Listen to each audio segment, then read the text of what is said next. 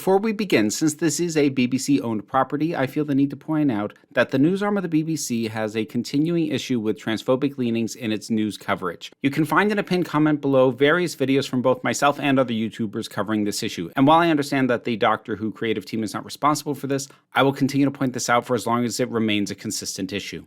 Thank you.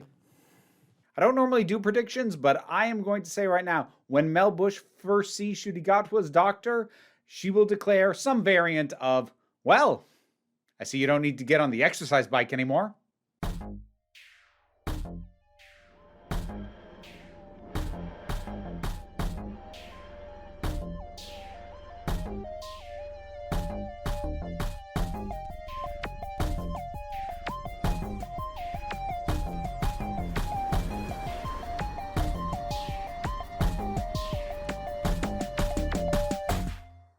Yeah, this one, like, I try not to do extra videos on here. I'm buried in other stuff, and I'm usually more likely to shift something to a Saturday and bump it. But you know what?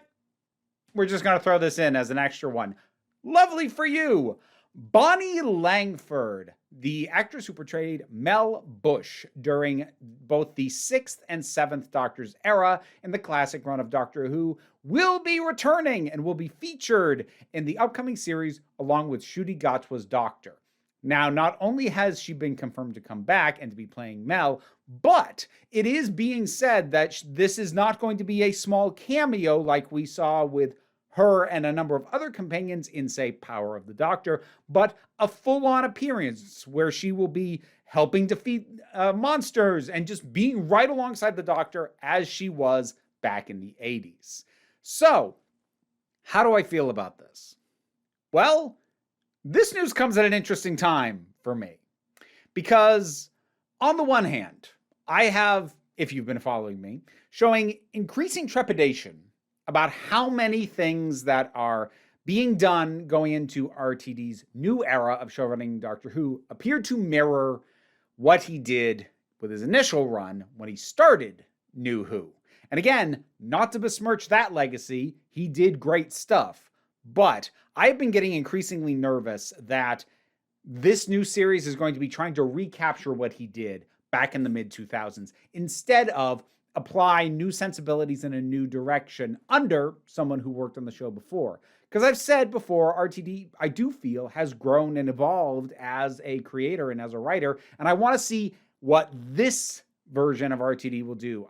What I don't want to see is see him recapturing the old stuff. And as things have lined up, even though it's temporary, the return of David Tennant and Catherine Tate has me a bit worried. The return of Murray Gold to do the music again has me worried. The return of old producing partners has me worried. There are an increasing number of things that are just lining up with what he did last time. The news that they're already working on spin-offs has me worried. Now, I have not abandoned hope, and I am certainly going to watch with as much eagerness as I have, but I really wanted to see something that would make me go, oh, well, that's different. And there has been some of that. The casting of Ncuti Gatwa himself and the images that we've seen teasing his various looks, the level of dapperness from him, I'm getting a feel of him that does not feel like a repeat of the characterization of the Doctor. There is that, and that helps. But I don't want it just to be a different Doctor surrounded by super familiar stuff, top to bottom, that feels like it was lifted out of TV from 15 years ago. But that brings me back to Mel and Bonnie Langford. On the one hand, this does feel in many ways like an attempt to repeat what was done with Sarah Jane Smith when Elizabeth Sladen was brought back during the episode School Reunion in the second series, which was David Tennant's first series. The return of a classic companion, having a properly featured role, this potentially could slot into like my worries of you're just doing the same stuff again. And I'm not going to say that it's definitely not kind of a little bit more on that pile, but it's not adding to that pile of concerns to the degree that I might have thought it would. Couple reasons for that. First is Mel is a very different companion from Sarah Jane. And I don't just mean as far as characterization goes, I mean as far as fan perception goes. Sarah Jane Smith was a beloved companion. She was one of the best loved companions of the classic era. You know, the conversation for best companions were people like her, Romana 2. You know, everyone has their individual favorites, but they were frequently in the conversation.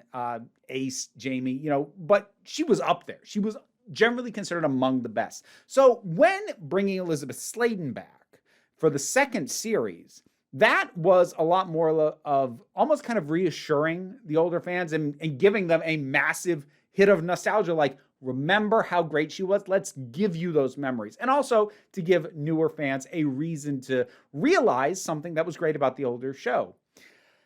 The fan assessment of Mel is not quite the same. While I do think that people have softened on her a bit with time, Mel has generally been at the lower end, definitely the lower half of assessments for companions.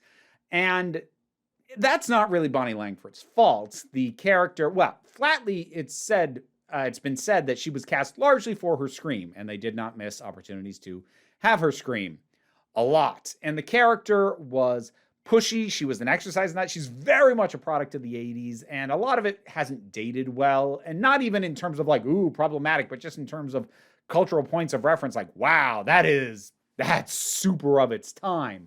So bringing back Mel doesn't feel like quite the same, ooh, nostalgia as before. It feels like it might be more of an opportunity to take a less appreciated companion and do something to get people to appreciate her better. Which brings me to the other thing that is serendipitous in terms of timing.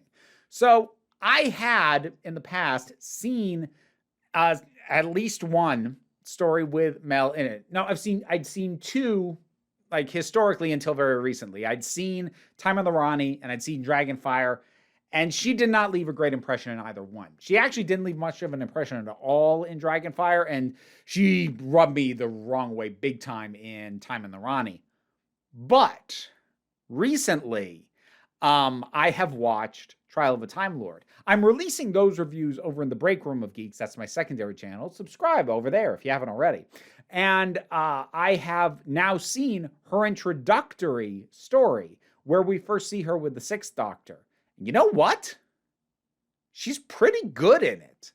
And so what I've come to appreciate is the stuff that I'd seen prior to that of Bonnie Langford in the part of Mel as a character that wasn't great, was not intrinsic to the character or to the actress. Not to mention the fact that she's got almost 40 years worth of getting better and more comfortable as an actor. And she is a fairly well-regarded one at this point on television and on stage. So even if you didn't think much of her at the time, I have little reason to doubt that she has honed her craft in the decades since. But even just going back to that first appearance, she is shockingly solid, given what I knew the general opinion of her was, and also my own opinion in some of the stuff she appeared in later that I'd seen. Like, no, there's a lot more potential to this character than was ever realized in the original show. Now, some of that slack has been picked up by Big Finish Audio Adventures. They're very good at picking up the underappreciated aspects of story or characters from the classic era and polishing them up to a brand new mirror sheen. I mean, the Sixth Doctor himself, that was a huge part of what they did. But that is something that is very much devoted fans. Your more casual fans, your fans focused on the TV series, don't know that. And heck, a lot of them probably don't know Mel at all if they came in with New Who. But even a lot of classic fans haven't seen a redemption for the character of Mel that's gone on in Big Finish because it's ancillary media. Not everybody takes it in. This is a chance to bring that more front and center. And no, that's not me saying, oh, and they'll directly take cues from Big Finish. Like, they might not. But there's an opportunity to do something similar on a bigger stage by giving the good parts of this character, by bringing her back and having her inhabit this character once more with the new Doctor. And it gets me excited in a way that the general idea of repeating the beat of classic era companion comes back into the modern setting. You know, that just on paper without knowing who it was, that feels like it should be getting me nervous again. Like, God, they're repeating that too. And again, I'm not going to say there's none of that, but it's pretty clamped down because of who they opted to do it with. Because I already kind of feel like Mel as a companion kind of got the short end of the stick. She was better than she got.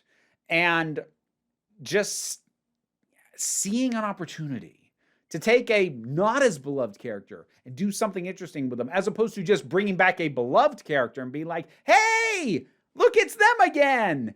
It just feels like a commitment to do more, or at the very least, if you're going to not be lazy about it, it kind of demands that you do more.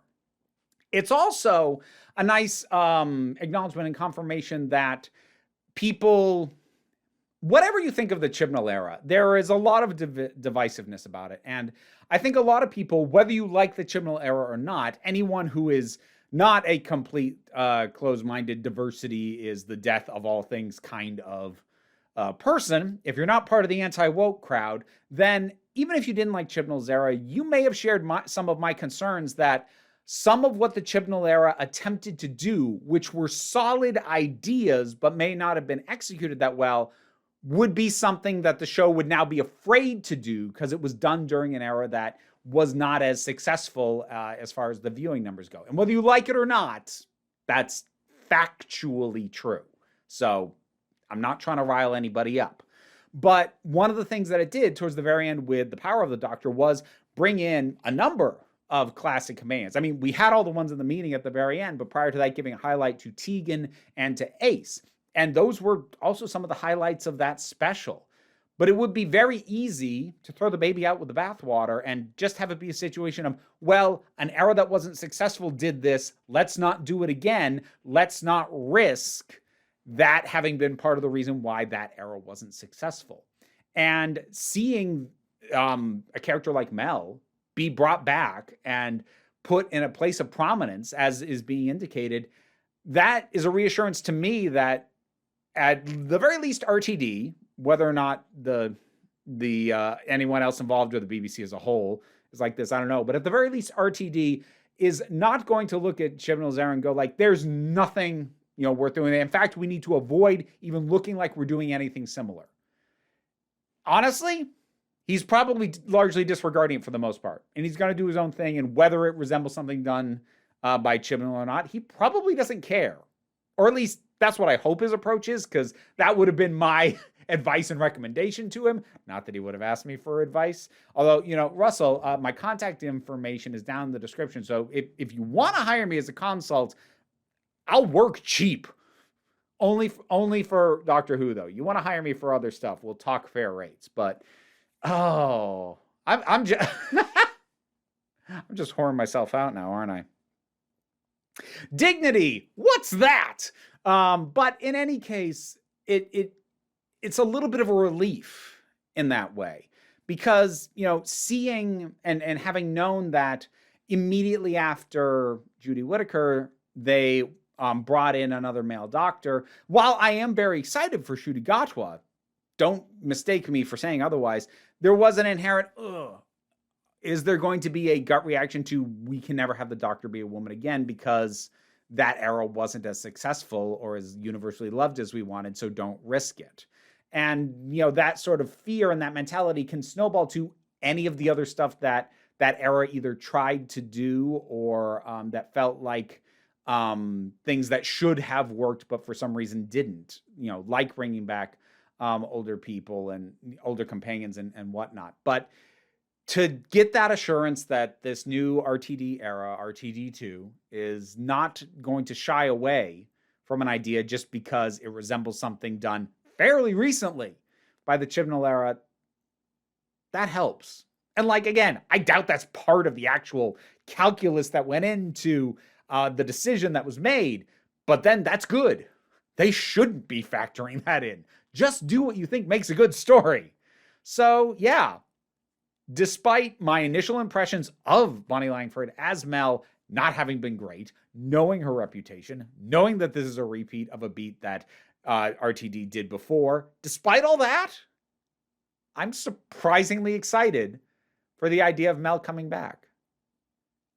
Especially just because Mel's not a character that immediately slots into a clear-cut post-Doctor life. Sarah Jane becoming a journalist, total sense. Makes absolute sense.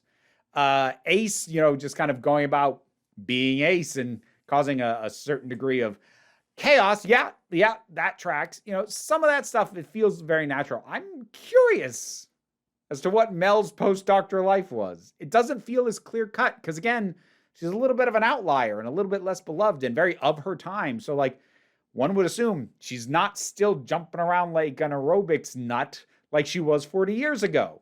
So what is she up to? I'll be happy to see and find out. Bonnie Langford, returning as Mel. What are your thoughts on this? Whatever they are, drop something down in the comments. Let's talk about it. Patreon pays the bills and enables me to do this as my living. Even if you can't help me out that way, like, share, subscribe. Links to other things I do are down in the description. So feel free to check all those out, but don't worry too much about it. What I really want you to remember is that you are beautiful, you are valid, and you are loved. You are the council, and I am just running the meetings. Until next time, this council is adjourned. Massive thanks to my Patreon supporters, and in particular, I want to thank Robin Moore, Zubin Lutfullah, Tarak, the thing that goes doink in the anime, Ruth, Oliver B., Solitary Pictures, Ulrich Bogdan, Melinda Walters, Jen, Leotha Boyd, Auntie Kate 808, Becky Sparks, Fernabilax the Poodle, Robin Powell, Tracy Scrabbit, Angry Kasparov, Adam R.D.L. Taylor, David Hall, Shayla Gourlay, and Rosalind Bennett. Thanks for your support. You can get your name in the credits too if you feel like hearing me possibly struggle with it for several times before getting it right.